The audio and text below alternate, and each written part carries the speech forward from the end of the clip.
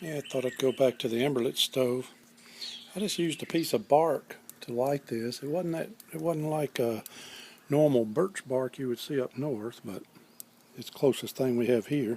And it did actually light it. It was slow to light, but it did light it. Bunch of little twigs.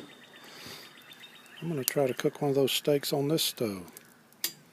I got my little X adapter on there, which is not needed in this case, but I thought I'm going to leave it on there.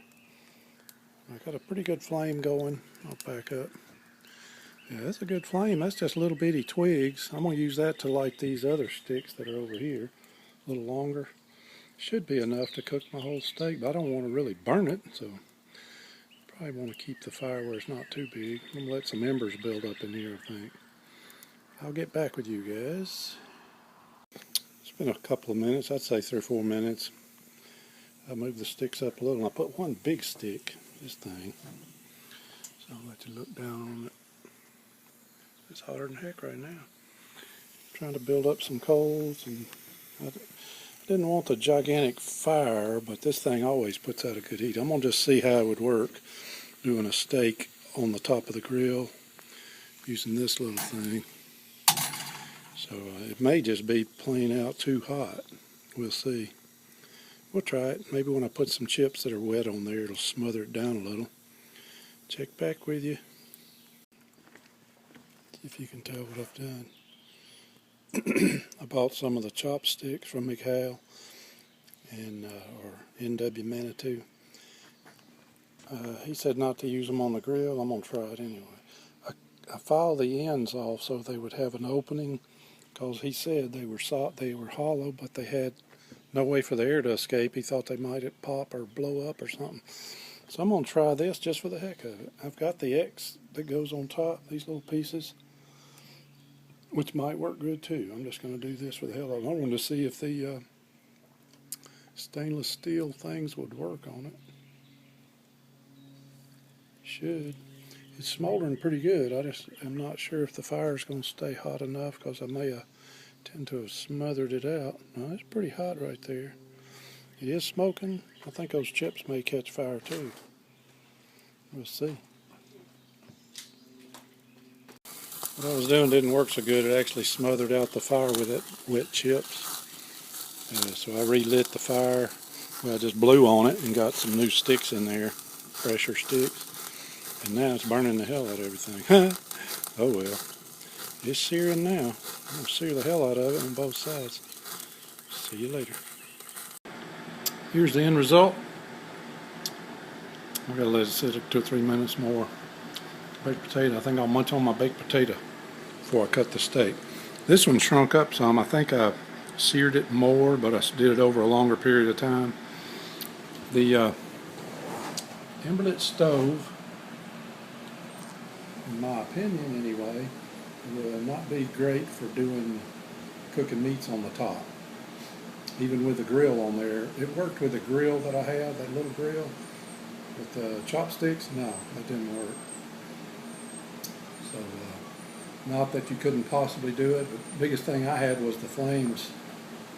I let the flames burn down. When I put wet chips on there, the flames went way down and then started smoldering, but it never did come back with enough heat to cook the steak well. So I had to add a few little sticks and blow on it to get it hot enough to relight the sticks. Then I put the grill on top, and I didn't have any problem after that. So with that little grill, it could be done. My small grill that you had on, it possibly would work with the X on the top. I haven't tried that yet. My biggest problem I found, I think, was adding the wet chips, which I should not have done. I could have just put regular chips on there and done it, or mix them half and half possibly. I'll try at a different time, but so far the Vital stove far exceeds the Emberlit in cooking steaks. So because it's controllable and it's very easy to get it hotter or cooler. Just a flip of a switch or touch a little piece of the oven and it changes temperature. Where this stove is either hot or not. So you got to realize that when you're cooking. But I'll get down where I can figure out how to use it better. I'm sure you can do it.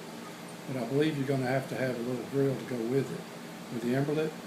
But the Emberlit is just amazingly easy to light, just as easy. As far as I'm concerned, it's as easy to boil water as the other stove. Possibly not as fast, but within 5 minutes, I'd say, from lighting the fire within about 5 minutes, I think you can boil water. 2 cups, anyway. A lot of it may depend on the little pan you use. If it's a beer can or if it's a wider pan, it spreads the water out thinner and might heat up a little quicker. But I feel like 5 to 7 minutes on any stove, hey, that's awesome. And this stove is very lightweight. That's its big plus. It's lightweight, compact. You wouldn't even know you had it, pretty much. 5 ounces, 5.5 at the most. So I love the Emberlit, and I really love the Vital stove. So I guess you can't say one is better than the other. The Vital stove has more features in that it has more control of the heat. But the Emberlit is just so lightweight, carryable, and just depends on what you're going to cook. If you're going to cook in a pot or a skillet, there is no problem using the Emberlit. It's going to keep pretty much a constant temperature, I would say. Where the Vital stove, you can make it as hot as you want or cool it down. And that's the big difference, control. But if you just want to set heat, a hot heat, you got it with the Emberlit. So my recommendations is enjoy both of them. That's what I'm going to do. Now I cut the steak open. It appears to be, I would say, medium or well. It's certainly not medium rare like the other one. So I overcooked it. It sure didn't look like it, but it is. So here you go. I'm going to taste it anyway. I got a feeling it's going to taste really good.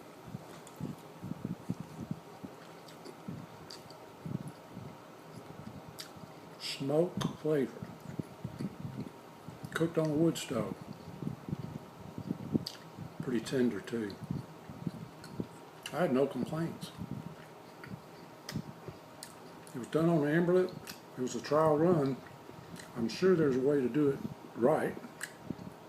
But that's juicy and so flavorful. I can't complain about that. You guys have a great day.